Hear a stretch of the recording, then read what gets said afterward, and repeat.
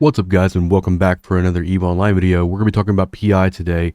Now, I've been doing a lot of testing. I'm always piddling with PI, right? I'm always trying to dial it in, make it efficient, do it in as few clicks as possible, right? So in this video, I'm going to be going over something I've been testing for the past few weeks or so, and I like to call it the diamond configuration.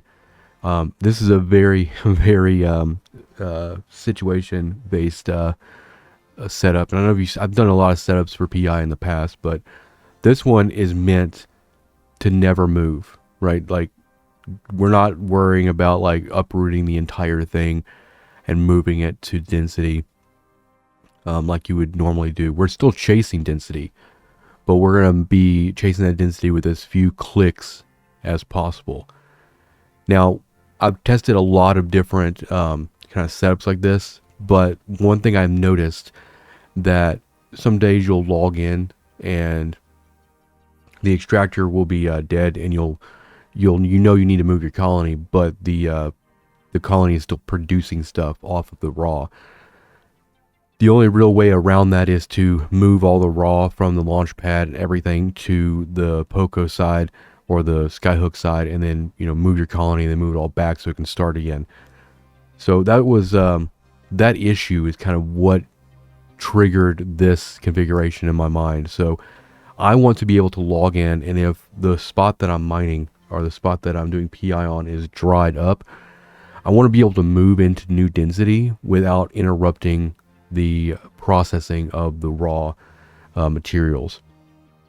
So we're doing carbon compounds here on this one. I've actually set up all of my tunes like this, and I've been running it for a while with pretty good success.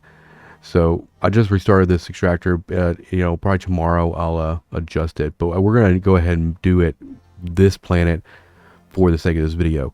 So normally what I'll do is, like, when I start noticing the PI kind of dropping off, like I set these to 1-day cycles, and whenever I start noticing the PI dropping off, then I will go in and usually just move all the extractors. And that's what this is. This is a disjointed extractor setup. Now, I'm using a storage facility. You don't need to use a storage facility, but the reason I'm doing this is the other side of this, which makes it kind of lazy PI. So we're always going to keep the raw separate from the launchpad stuff, because another benefit of how I designed this was you can just kind of leave it and only pick it up like maybe once every week or so, or once every 2 weeks or something. So it's not one of those things you have to go out and get daily. And what I've been doing is, like, for instance, if this launch pad fills up on the 10K side, then I can every day or every few days come over and move all this stuff over to the Skyhook side. And then whenever the Skyhook side fills up or gets close to filling up, then I'll go out and pick everything up. But this means I don't have to actually travel out there to it. So two major benefits for the diamond configuration. You can not have to pick up every single day. You maybe once a week, maybe even once every 14 days. The other benefit is being able to move the extractor into density without moving or disrupting any of the factories, and they can still continue to process raw. So that's what we're going to do here. So we're just going to simulate this. Let's go ahead and look at the current thing here. So we're about 800,000 for this total run here. I usually don't move the extractor unless it's like sub like $0.5 mil. But you can kind of like micromanage these extractors a little bit and keep them above 1 million. So let's say you completely burned out a hole through the ground here, and you need to move and move back into density. So with the diamond configuration, all we have to do is come in here. Instead of hitting the reset button, we'll just come in here and we'll just decom the extractor right there. We're going to go and hit submit there. And then all you'll have to do is just set up a new extractor, which you don't even have to get it like on top of white, just as long as like your next targeted location is within the range. So we're going to just move it a little bit further up. And then you would just link this to the storage, hit submit, and then just set up the extractor as normal. So carbon compounds will go 24 hours. I usually like doing 24 hours. And you don't even have to really kind of micromanage these heads either. I do it anyway. I do like seeing 1 million on here.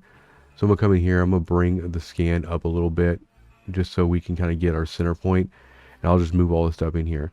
Now this is a lot quicker, even with templates, this is a lot quicker than decomming everything and then repositioning everything, because like either way you're still gonna have to set up the extractor like this.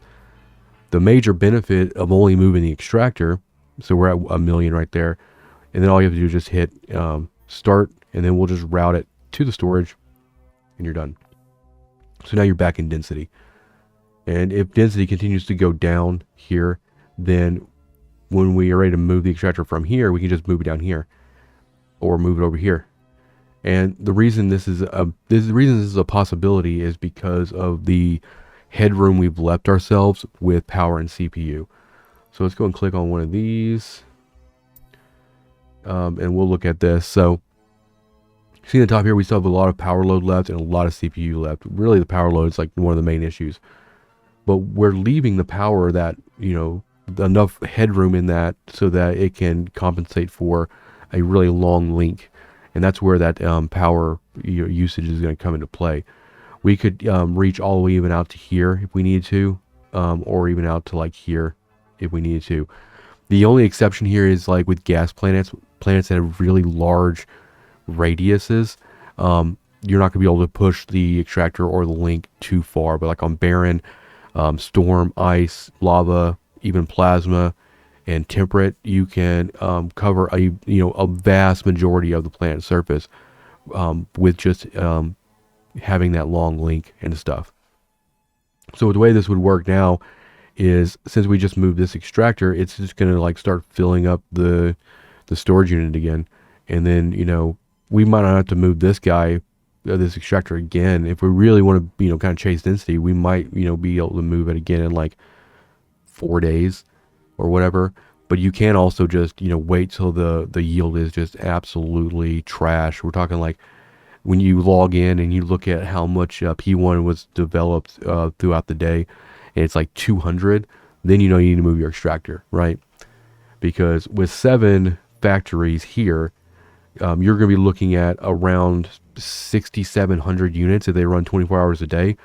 So if I see 3,000 units for the 24-hour period, that's still good. I'll just hit the refresh button and move on, because using this configuration, I'm using it on like 7 tunes, right? The idea is for it to be easy, and I only have to go and pick stuff up or move extractors once every 7 or 14 days.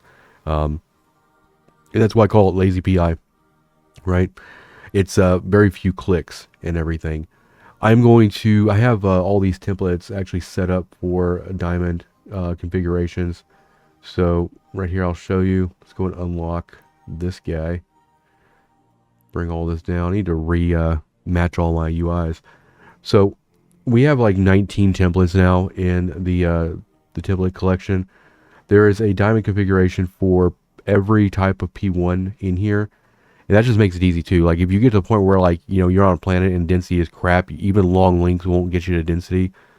That's why I kind of developed the templates too. So you can just rip everything after it's like done processing, and then just drop that template down and go to work. There's also templates in here for gel matrix biopaste, process, enriched uranium. Pretty much all of the P1, P3 that I'm kind of producing right now, I have in here, with the exception of, actually I'm going to add the other, before I update this on Patreon, I'm going to add the other process plants I have. So when you watch this video, head over to Patreon, you'll see the template file. When you get there, you'll see it'll have this template collection will have diamond configurations for all P1.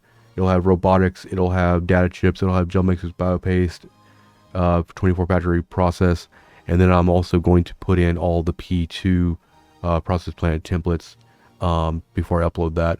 So hopefully you enjoy this video. PI is amazing. It's great, but I'm also one of those type of players that just doesn't want to like have to worry about going and picking it up and moving colonies and stuff, and that is why I have kind of set things up like this with the diamond configuration.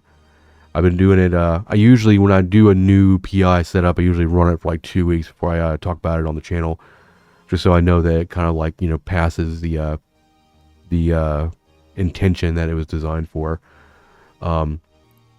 If you wanted to, you could get rid of the storage unit, or you can move the, get rid of one of the factories, like maybe the middle factory, and you can move the storage unit here. The reason it's developed like this is so the storage unit is way out here. So even if you're zoomed way far out, and because you're managing a long link, it's very easy to kind of target. And when you're doing that routing and targeting that top pin for completing that route, it just makes it a little bit easier. It's all about quality of life and stuff.